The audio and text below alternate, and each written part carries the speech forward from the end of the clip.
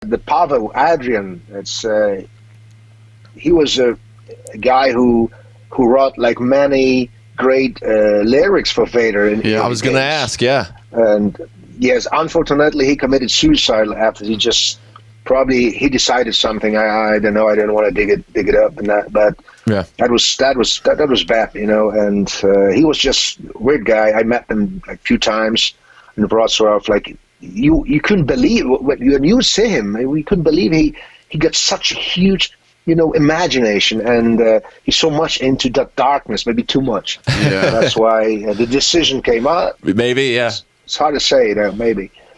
He had some problems to understand, like, the real world, and actually what I said about metal and this word we created to escape to, so he created his own world. Yeah. That was probably something odd, totally different, and I don't think anybody of us could understand that. But that's very, very private, very, very specific, but the lyric he was creating for us, man, that was extraordinary. It was really, really great. It was so cool. Whatever, and we are partying with Magnus plenty of times. I remember we'll even play together in Moscow in 1991 with Cannibal Corpse. Like 7,000 people, and I was, man, the trip to Moscow. We like traveling by train. Man, I could write a book about that trip. I was so sick, back then. That was still Soviet Union back then, So what about when we came? We're like heroes, Was that the show with Cannibal Corpse there? Do you remember? No, absolutely not. That was just us. We were headlining. That was Magnus and Bloodlust, the other guys, and some local guys from Russia. Oh, okay. What about Rob Bag? You talk about spikes and stuff in the early days of Vader, man. Magnus. He was using that nails, that Barry King style, by both hands and legs. He was like that. That how we call that animal? Porcupine. Porcupine.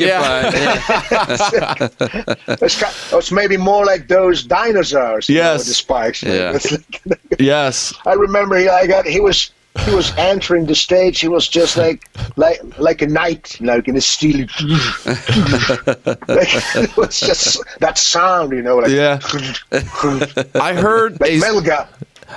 I heard a story that like somebody threw an apple at a Magnus show one time and it got stuck in one. Oh yeah.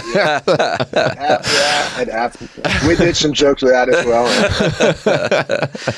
I want to get back to your lyrics and Pavel. I thought it was always so cool seeing the lyrics, but then also you used to do those. I don't know if there was an explanation of the lyrics or just kind of expanding upon the lyrics. I always thought that was a really cool, unique thing to do. Introduction, that's maybe. Right. Yeah, I was always super into it. I came with the idea for De Profundis for the first time, I think. Right. And because we had him and we had some other guys, the Pavel Frelik, his first lyric for Silent Empire.